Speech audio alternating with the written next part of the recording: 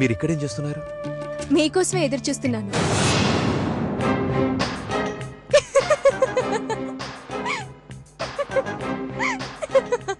సరదాగా తిరగడానికి వచ్చాను.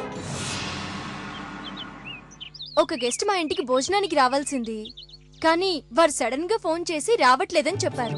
వారికి అంత టైం లేదనుకుంటాను. సరే, ఇంకేం పర్లేదు కదా అని కాలక్షేపం కోసం ఇలా వచ్చాను. సారీ, నేను మీకు అబద్ధం చెప్పాను. ఈ ఊరంతా తిరిగి చూడాలని నా కోరికగా ఉంది, కానీ అందుకు టైం దొరకడం లేదు. ఈరోజు ఎలాగైనా చూడాలనుకున్నాను, అందుకే ఇలా వచ్చాను. పర్వాలేదు, మీరు మా ఇంటికి రాకపోయినా మనం కలుసుకోవాలని రాసింది కాబట్టి అలాగే జరిగింది. ఎలాగైనా మనం కలుసుకున్నందుకు నాకు చాలా సంతోషంగా ఉంది. మళ్ళీ ఇక్కడికి ఒకసారి రావాలని నా మనసులో గట్టిగా నిర్ణయించుకున్నాను. అది నా పెళ్ళైన తర్వాత. మన జీవితాల్లో అన్నీ ఒక పద్ధతిగా జరుగుంటే మనం ఇంకో విధంగా ఉండేవాళ్ళం. అంటే మీ ఉద్దేశం? వదిలేయండి, నా మాటలు పట్టించుకోకండి. నేను ఇలాగే పిచ్చిదాన్లా ఏదేదో మాట్లాడుతుంటాను. వాటి గురించి ఆలోచించకండి. సరే, పదండి. మీరు వెళ్ళండి. మరి మీరు? నేను ఇక్కడే ఉంటాను. ఏంటి, ఇక్కడ ఒంటరిగానా? చెప్పాను కదా, అలా ఉండడం నాకు అలవాటు. మహేష్, ఈ బొమ్మలు నువ్వే వేసావా? ఈ బొమ్మలు నువ్వే వేసావా? ఈ బొమ్మలు ఎక్కడ చూసావురా? చెప్పు మహేష్, ఈ బొమ్మలు ఎవరి దగ్గర నేర్చుకున్నావు? చెప్పరా, ఇవి ఎక్కడ చూసావు? మహేష్ చెప్పు. చెప్పకపోతే అమ్మ కొడుతుంది నిన్ను. ఏంట్రా, ఏంటిది? వీళ్ళంతా చచ్చిపోయారా?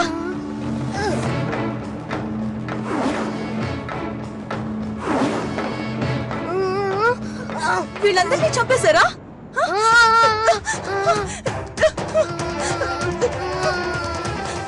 ఎక్కడికి వెళ్ళావు? నేను స్కూల్. అబద్ధం చెప్పడానికి సిగ్గులేదు?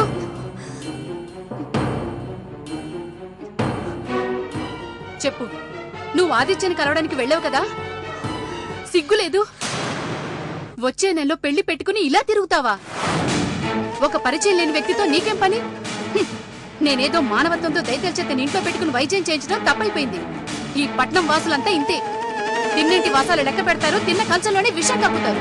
అమ్మా, అతని గురించి అలా మాట్లాడకు. అతన్నంటే నీకెందుకే కోపం వస్తుంది?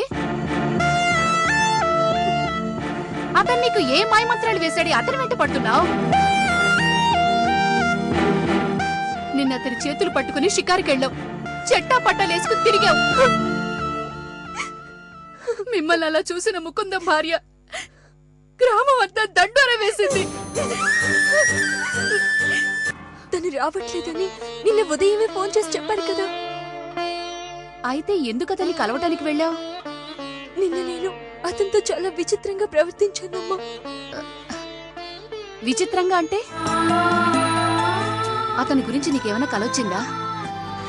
అతనికి ఏదైనా కీడు జరగబోతోందా? అతనితో నువ్వేమన్నా అలా చెప్పావా? అవునమ్మా, అలాంటిదే. అలాంటిదేనమ్మా.